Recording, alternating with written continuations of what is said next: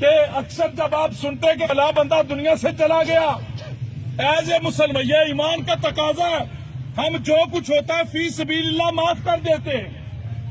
اب لوگ کہتے ہیں چلو جی خدا کی رضا کے لیے معاف کیا، لیکن کبھی دنیا کے اندر بیٹھے ہوئے وہ مظلوم جب اس ظلم کو یاد کرتا ہے تو ادھر عذاب والے فرشتے اس کی ظالم کی قبر کے اندر آن پہنچتے ہیں اور اسے عذاب دینا شروع کر دیتے ہیں۔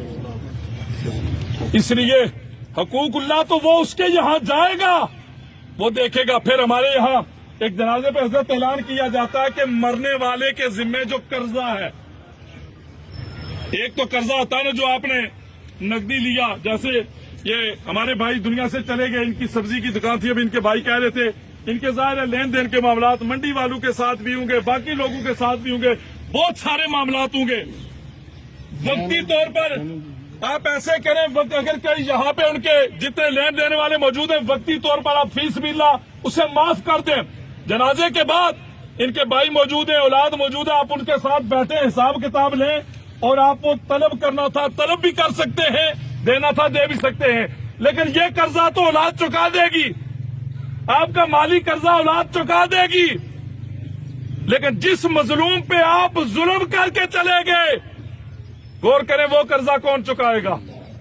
آپ کسی کی غیبت کر کے چلے گئے، وہ قرضہ کون چکائے گا؟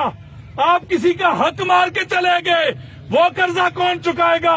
آپ نے کسی کا دل دکھایا، وہ ہمیں کیا پتا، دن کے اندر ہم سینکڑوں کام ایسے کرتے ہیں کہ جن کی وجہ سے کئی لوگوں کے دل دکھتے ہیں، کئی لوگوں کے دلوں کو تکلیف ہوتی ہے۔ وہ قرضہ کون چکائے گا؟ وہ قرضہ کون معاف فرمائے گا؟ وہ قرضہ کس سے معاف کروایا جائے گا؟ کسی کو پتا چلے گا تو کو معاف کروائے گا نا بھائی۔ اس لیے یہ بات یاد رکھیے، یہ برزخ کے معاملات اللہ پاک کرم فرمائے۔ میرے کریم نے فرمایا پناہ مانگو، اس سے پناہ مانگو۔ بڑے عجیب معاملات ہوتے ہیں میرے کریم، یہ عام قبر ہوتی ہے، چاہے کوئی بڑا لین لاف تھا، کوئی پیر تھا، کوئی فقیر تھا، کوئی شاہ تھا، کوئی گدا تھا، کوئی اعلیٰ زندگی گزارنے والا تھا۔ آپ نے دیکھا ہوگا جب دنیا سے جاتا ہے تو کانا ناپا جاتا ہے، یہی بات ہے نا بھائی۔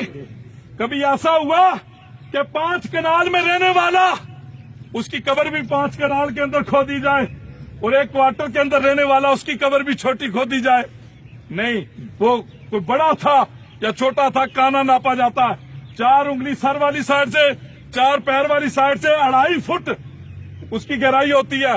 وہ ایک گڑھا کھود کے، وہ پیر صاحب تھے تب، یا کوئی مانگ کے کھانے والا تھا تب، کوئی لگژری زندگی گزارنے والا تھا تب، یا جھونپڑی میں رہنے والا تھا تب، اس کے اندر رکھ دیا جاتا ہے۔ اب اگلی بات سنیں، میرے کریم نے فرمایا وہ جو 2.5 فٹ کا گڑھا ہے، غور کیجئے گا، توجہ چاہوں گا آپ کی، میں بات کو کلوز کرنے لگا ہوں۔ وہ جو 2.5 فٹ کا گڑھا ہے، میرے کریم نے فرمایا یا تو اسے 70 گز مشرق اور مغرب کی طرف کھول دیا جاتا ہے اور جنت کی کھڑکیاں کھول دی جاتی ہیں، یا پھر اسے اتنا کلوز کر دیا جاتا ہے کہ مردے کی پسلیاں ایسے کراس ہو جاتی ہیں اور جہنم کی آگ، جہنم کے دروازے کھول دیے جاتے ہیں۔